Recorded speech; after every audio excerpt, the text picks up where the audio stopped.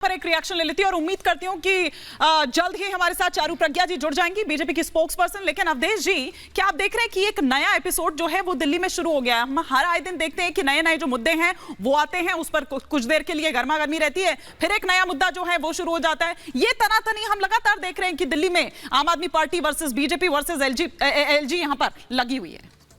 नहीं, अगर इस प्रकरण को हम केवल सामान्य राजनीतिक तनातनी और सामान्य राजनीतिक द्वंद्व और सड़कों पर प्रदर्शन तक सीमित करेंगे तो फिर तो ये वही होगा कि मतलब एक पहाड़ को हम बता दें कि नहीं, ये तो तिल का राई का कुछ लगाया हुआ जो है ऊंचा बना के ऐसे ही रखा गया है।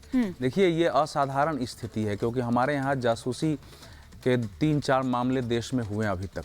मैं पहले बता दूं, हम लोग जब उस समय छात्र जीवन में थे तो एक बड़ा आंदोलन ये चला था, रामकृष्ण हेगड़े अपने विपक्षियों के बीच कराते थे। सुब्रमण्यम स्वामी ने लगाया था, उन्होंने त्याग पत्र दे दिया कि मेरे से साबित हो जाए राजनीति छोड़ दूंगा। हालांकि बाद में वो जनता दल इसमें आ गए, वहाँ की जनता दल उसी कारण टूट गई और 2 भाग बनी, 3 भाग बनी, देश में बटी।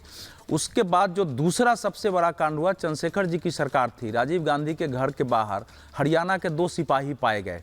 कांग्रेस ने आरोप लगाया कि ये दोनों जो है राजीव गांधी की जासूसी कर रहे थे। चंद्रशेखर जी की सरकार चली गई, जिसको समय चंद्रशेखर जी की सरकार 120 दिन भी नहीं रह पाई थी। और तीसरी, जब ये पेगासस की बात कर रहे थे, सुप्रीम कोर्ट में गया, सुप्रीम कोर्ट की टिप्पणी हमारे पास है। देखिए, ये इसलिए गंभीर है कि इसके पहले यहाँ बीजेपी की सरकार रही, कांग्रेस की सरकार रही, किसी को भी फीडबैक यूनिट की आवश्यकता नहीं पड़ी अपने सतर्कता विभाग में। सीबीआई ने जो कुछ उसमें लिखा है, उसने लिखा है कि हमारे जांच के दायरे में तो केवल 60% पार्ट आते थे क्योंकि हमारे भ्रष्टाचार से संबंधित। लेकिन सर, फीडबैक यूनिट का काम तो सिर्फ एक फीडबैक लेना होगा, लेकिन मेरे ख्याल से एक सुरक्षा के लिहाज से अगर देखें तो ये तो सभी सरकारें कराती हैं। फीडबैक यूनिट का आप हेड किसको बना रहे हैं, ये भी देखो। अगर फीडबैक सामान्य यूनिट हो तो उसमें सीआईएसएफ के डीआईजी को ला करके हेड बनाना, यही मैं समझना चाह रही हूं वाले आप हेड किसको बनाते हैं, उसमें डालते किसको। इसमें आ रहा है कि 40% जो अभी नहीं है, इसके उसमें पॉलिटिकल पार्टी है, जर्नलिस्ट हैं, एक्टिविस्ट हैं, कुछ वकील हैं, जो वकील पहले उनके साथ थे, केजरीवाल के साथ थे, बाद में उनसे मतभेद हो गया, वो बाहर चले गए।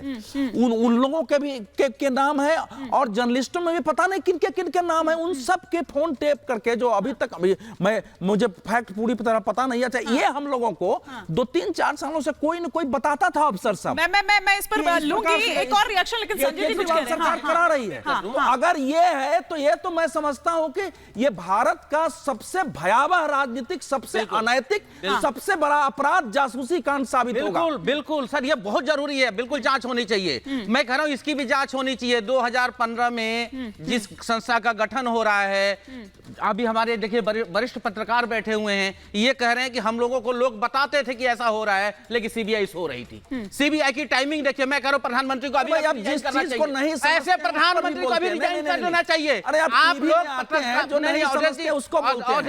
भैया, सीबीआई के पास अभी केस आई है। नहीं, बिल्कुल सीबीआई की केस अभी आई है। सीबीआई अपने से नहीं जांच कर सकती है। आप बोलिए बीजेपी के सपोर्ट में बैठे। अरे भाई, ऐसा है मैं किसके सपोर्ट में बैठा हूं, किसके सपोर्ट में नहीं बैठा हूं, ये देश जानता है। आप टेलीविजन पर बैठते हैं, कुछ जानकारी के आधार पर बोलिए। सीबीआई अपने से किसी चीज की जांच नहीं कर सकती है। क्या किया है? सीबीआई को जांच देनी पड़ती है, कोर्ट ऑर्डर करती है। ये जानकारी कीजिए, सीबीआई ने किया है। ये सीबीआई भैया, ऐसा है अब जानकारी ऐसा है बोल रहे हैं, सीबीआई को किसने जांच के लिए बोला है बताइए। ऐसा है कि आप जितना समर्थन में बोलिए, केजरीवाल जी ने तो देश के लोगों का तो भैया अपना मोबाइल चालू रखो और जहां भी हो सेटिंग कर लो और मोबाइल पर टेप कर लो। तो भय ये है कि कितने का मोबाइल वहां टेप हुआ है। ये तो एक बार मतलब ये जब वो जासूसी तो जरूर हुआ है। बीजेपी ने जो गंद फैला रखी थी दिल्ली में, वो बिल्कुल